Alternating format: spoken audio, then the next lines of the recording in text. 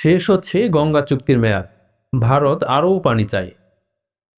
আগামী বছর শেষ হতে যাচ্ছে বাংলাদেশ ভারতের গঙ্গা নদীর পানি বন্টন বিষয়ক বর্তমান চুক্তির মেয়াদ।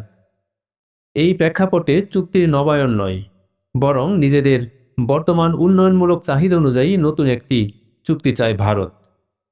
বৃহস্পতিবার ২৬শে জুন ইকোনমিক টাইমসের এক প্রতিবেদনে এ তথ্য জানানো হয়েছে। প্রতিবেদনে বলা হয়েছে, পাকিস্তানের সাথে সিন্ধু নদীর পানি চুক্তি বাতিলের পাশাপাশি ভারত এখন বাংলাদেশের সাথেও গঙ্গা চুক্তির একাধিক বিকল্প কিংবা চুক্তির শর্তাবলীতে পরিবর্তন আনতে চায়। ১৯৯৬ সালে সাবেক প্রধানমন্ত্রী শেখ হাসিনার আমলে স্বাক্ষরিত এই চুক্তি অনুযায়ী পশ্চিমবঙ্গের ফারাক্কা বাঁধে প্রতি বছর ১ জানুয়ারি থেকে ৩১ মে পর্যন্ত শুষ্ক মৌসুমে পানি প্রবাহ নিশ্চিত করা হয়।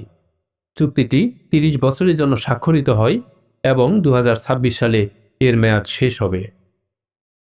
ফারাক্কা বাঁধ ১৯৭৫ সালে ভারত চালু করে।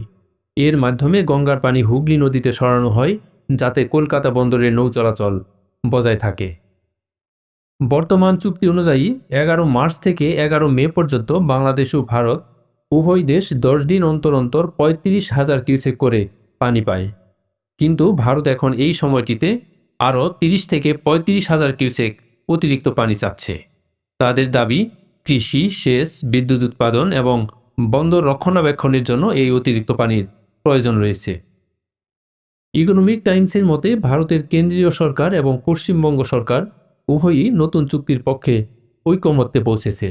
তাদের ভাষ্যে, বর্তমানে তাদের পানির প্রয়োজনীয়তা পুরানো চুক্তি পূরণ করতে পারছে না। উল্লেখ্য, ভারত ১৯৭৫ সালে ফারাক্কা বাঁধ দেওয়ার পর থেকেই গঙ্গার পানি থেকে বাংলাদেশ ক্রমাগত বঞ্চিত হয়ে আসছে। এখন নতুন করে ভারত তার বর্তমান ইচ্ছা চাপিয়ে দিলে বাংলাদেশ আরও ব্যাপক ক্ষতির মধ্যে পড়বে, তাতে কোনো সন্দেহ নেই।